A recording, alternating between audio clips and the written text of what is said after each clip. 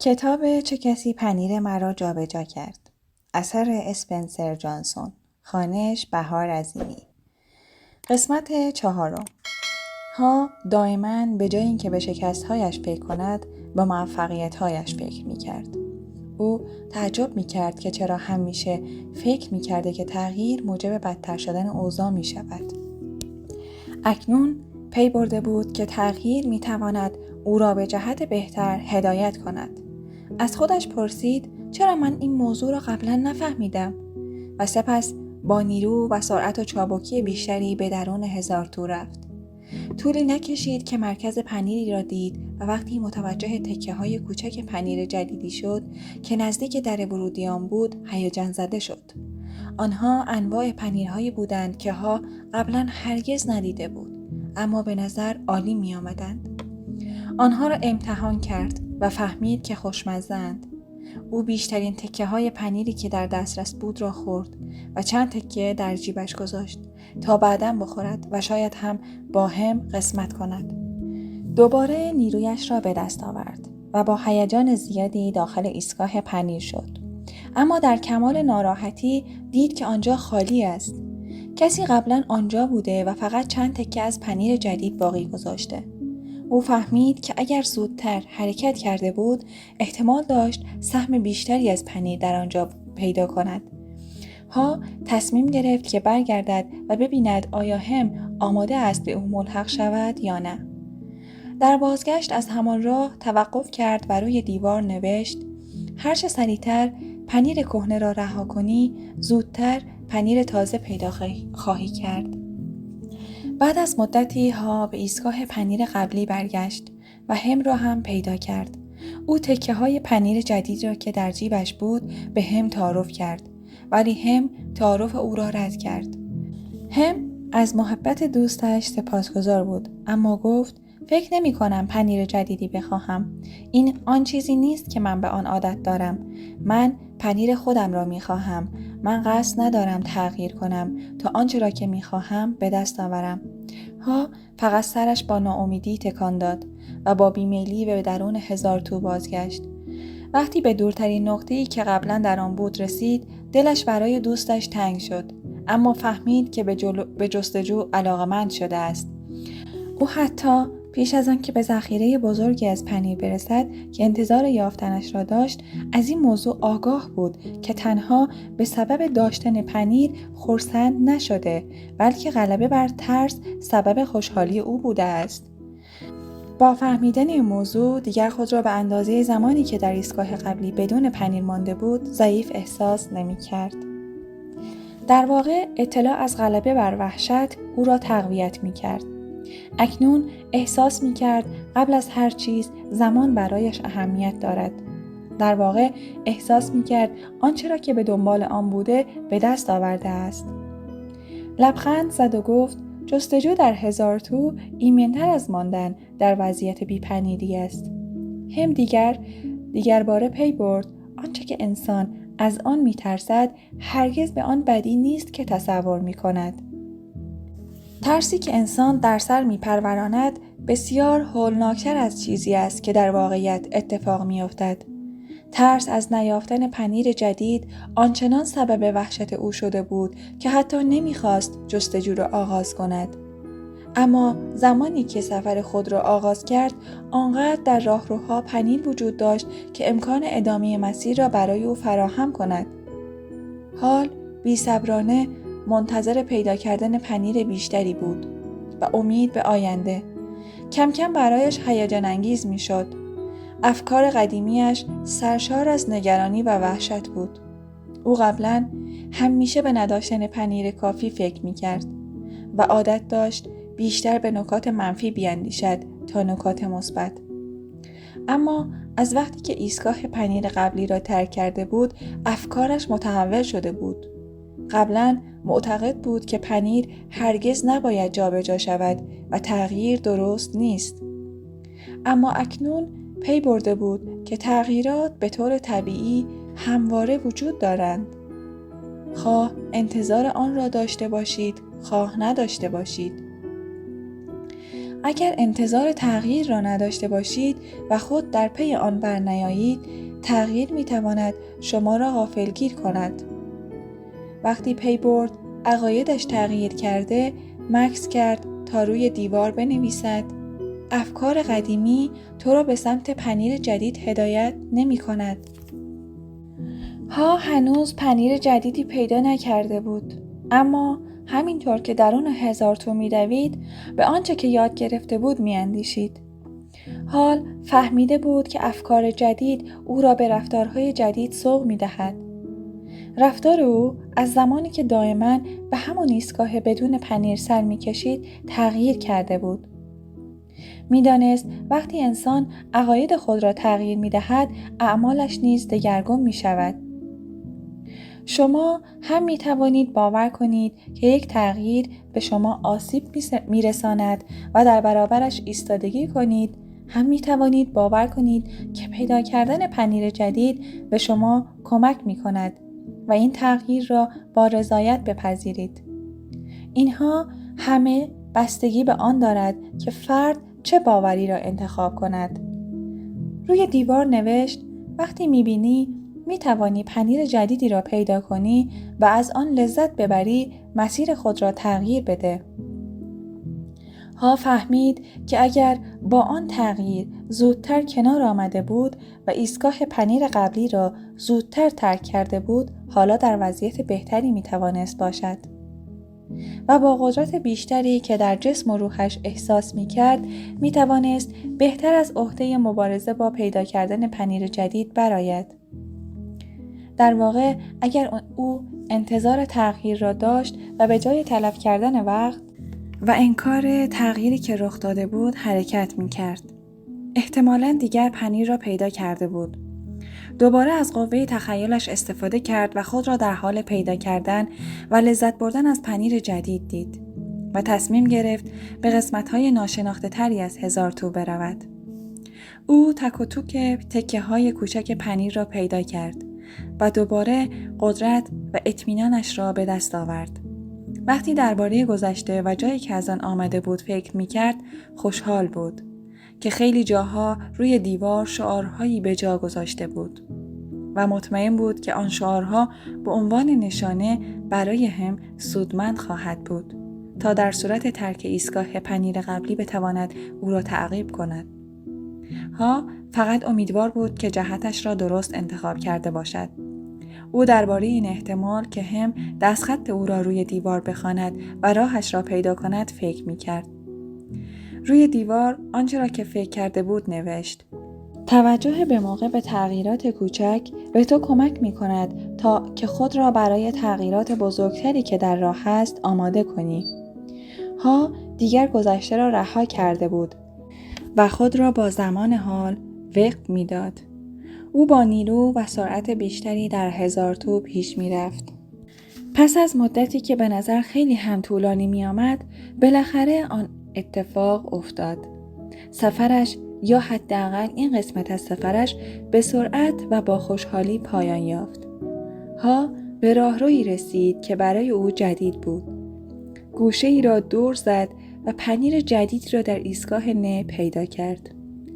وقتی داخل شد از آنچه که دید یکه خورد. همه جا از بزرگترین ذخیره پنیری که دیده بود پر بود. او بسیاری از پنیرها را نمی شناخت چون بعضی از آنها برایش جدید بودند. پس برای لحظه‌ای شک کرد که آیا آنها واقعی‌اند یا فقط زایده خیال او هستند، تا اینکه دوستان قدیمیش اسنیف و اسکری را دید. اسنیف با تکان دادن سر به او خوش آمد گفت و اسکری پنجه‌اش را تکان داد. شکم‌های کوچک چاق آنها نشان می‌داد که از مدتی پیش آنجا بودند. با عجله سلام کرد و بلافاصله تکه‌هایی از پنیرهای مورد علاقه‌اش را گاز زد. کفش‌هایش را از پا درآورد، بندهایش را به هم گره زد و دور گردنش انداخت تا چنانچه دوباره به آنها احتیاج داشت در دسترس باشد. اسنیف و اسکری خندیدند و با تحسین سرشان را تکان دادند. سپس ها روی پنیر جدید پرید وقتی که به حد دلخواه خورد، تکه پنیر تازه برداشت و به افتخارش گفت درود بر تغییر. همانطور که ها پنیر جدید را با لذت می‌خورد، به آنچه که یاد گرفته بود اندیشید. او پی برد وحشت گذشته‌اش تنها به خاطر اعتقاد به چیزی بود که دیگر حقیقت نداشت. پس چه چیزی او را وادار به تغییر کرد؟ آیا وحشت مرگ از گرسنگی نبود؟ ها لبخند زد. جان فکر کرد آن حتما بی تأثیر نبوده است. دوباره خندید و پی برد که تغییر از زمانی شروع شده است که او یاد گرفته بود به اشتباهاتش بخندد. فهمید سریع‌ترین راه برای تغییر این است که انسان بتواند به افکار احمقانه خود بخندد و بعد آزادانه و به سرعت پیش رود. همینطور فهمید که چیزهای مفیدی درباره حرکت کردن از دوستانش اسنیف و اسکیری یاد گرفته بود. آنها زندگی را ساده می گرفتند و اوضاع و احوال را بیش از حد تجزیه و تحلیل نمی کردند. وقتی که موقعیت تغییر کرد و پنیر جابجا شد، آنها هم تغییر کرده و حرکت کرده بودند. این در خاطرش خواهد ماند. ها همچنین از مغز شگفت‌انگیزش برای انجام کاری که آدم کوچولوها در آن بیشتر از موشها تبحر داشتند استفاده کرده بود. او خیلی بهتر و با جزئیات تمام خودش را در حال پیدا کردن چیزی بهتر مجسم کرده بود و به اشتباهاتی که در گذشته مرتکب شده بود فکر کرد تا از آنها برای برنامه‌ریزی آینده‌اش استفاده کند. او می‌دانست که نتیجه یاد گرفتن چگونه برخورد کردن با تغییر این است که می‌توانید اوضاع را ساده‌تر بررسی کنید، انعطاف پذیر باشید و فوراً حرکت کنید. نیازی نیست که مسائل را بیش از حد پیچیده کنید یا خود را با فکرهای ترسناک گیج نمایید. شما می توانید با توجه کردن به تغییرات کوچک خود را به نحو بهتری برای تغییر بزرگی که در راه است آماده کنید. فهمید که باید خودش را زودتر با تغییر امور تطبیق دهد، زیرا اگر به موقع این کار را نکند ممکن است دیگر خیلی دیر شود.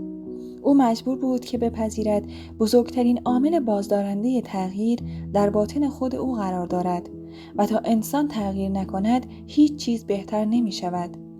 شاید مهمترین چیزی که او دریافت این بود که همیشه پنیر جدید در جای دیگری وجود دارد، چه شما به موقع آن را تشخیص بدهید چه ندهید. انسان وقتی پاداش می‌گیرد که بر ترسش غلبه کند و از ماجراجویی لذت ببرد.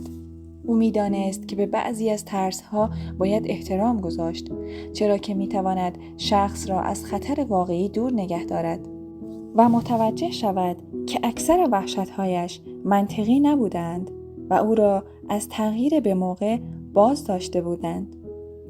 اما در آن لحظه این مسئله را حس نمی‌کرده است. ولی حالا متوجه می‌شود که عدو سبب خیر شده و تغییر به موهبتی از غیب انجامیده است. اکنون او حتی بعد بهتری از وجودش را شناخته بود. همانطور که آنچه را که یاد گرفته بود به خاطر می آورد، دوستش هم را نیز به یاد آورد. کنجکاو بود بداند که آیا هم هیچ یک از شعارهایی را که او روی دیوار در ایستگاه پنیر قبلی و در سراسر هزار تو نوشته بود خوانده است یا نه. آیا هنوز تصمیم به رها کردن و حرکت گرفته بود؟ آیا تاکنون وارد هزار تو شده و آنچه زندگیش را می توانست بهتر کند کشف کرده یا چون نمیخواست تغییر کند هنوز خودش را حبس کرده است؟ میخواست مجدداً برای پیدا کردن دوستش هم به مرکز پنیر قبلی بازگردد، اما از گم شدن وحشت داشت. با خود اندیشید اگر هم را پیدا کند شاید قادر باشد که راه خلاص شدن از گرفتاریش را به او نشان دهد. ولی یادش آمد که قبلا هم سعی کرده بود دوستش را وادار به تغییر کند. هم باید راهش را خودش با غلبه بر وحشت‌هایش و گذشتن از آسایش پیدا کند. هیچ کس دیگری نمیتوانست این کار را برای او انجام دهد یا او را راضی کند. او باید خودش فایده تغییر کردن را ببیند. میدانست که برای هم ردی گذاشته که با خواندن آنها میتوانست راهش را پیدا کند. او دوباره خلاصه ای از آنچه را که یاد گرفته بود روی بزرگترین ایستگاه پنیرنه نوشت. او دریافت خود را روی تصویر بزرگی از پنیر نوشت و همانطور که به آموخته‌هایش نگاه می‌کرد لبخند زد. شعارهای روی دیوار عبارت بودند از تغییر اتفاق می‌افتد. آنها دائما پنیر را جابجا می‌کنند. انتظار تغییر را داشته باشید. آماده جابجا شدن پنیر باشید. تغییر را کنترل کنید. پنیر را دائما بو کنید، آنقدر که بفهمید چه وقت دارد کهنه می شود. خودتان را به سرعت با تغییر تطبیق بدهید. هرچه سریعتر پنیر کهنه را رها کنید، زودتر می توانید از پنیر تازه لذت ببرید. تغییر کنید. با پنیر حرکت کنید. از تغییر لذت ببرید. از ماجراجویی لذت ببرید و لذت ببرید از مزه پنیر تازه. همیشه آماده تغییر سریع باشید و هر بار از آن لذت ببرید. آنها دائما پنیر را جابجا می کنند. ها پی برد از زمانی که با هم در ایستگاه پنیر قبلی بوده است، افکارش تغییر کرده. اما می دانست که اگر همه چیز را همیشگی ببیند، ممکن است به راحتی به همان آدم قبلی تبدیل گردد. بنابراین هر روز ایستگاه پنیر نه را بررسی می کرد که ببیند پنیرش در چه وضعیتی است. او تصمیم گرفته بود نگذارد هیچ تغییر غیرمنتظره‌ای غافلگیرش کند. با اینکه هنوز ذخیره بزرگی از پنیر داشت، دائما داخل هزارتو می رفت و فضاهای جدیدی را کشف می کرد تا بتواند با تغییرات جدید اطرافش در تماس باشد. او می دانست که امنیت آگاهی داشتن نسبت به محیط اطراف است، نه حبس کردن خود در شرایط راحت. سپس چیزی شنید که فکر کرد صدای حرکتی در هزارتو است. همانطور که صدا بلندتر می شد، متوجه شد کسی دارد می آید. آیا ممکن بود همین پشت باشد؟ آیا واقعا تغییر کرده بود؟ امیدوارانه آرزو کرد همانطور که قبلا بارها این کار را کرده بود که سرانجام دوستش این توانایی را یافته باشد. با پنیر حرکت کنید، از آن لذت ببرید. پایان داستان یا شروعی دیگر.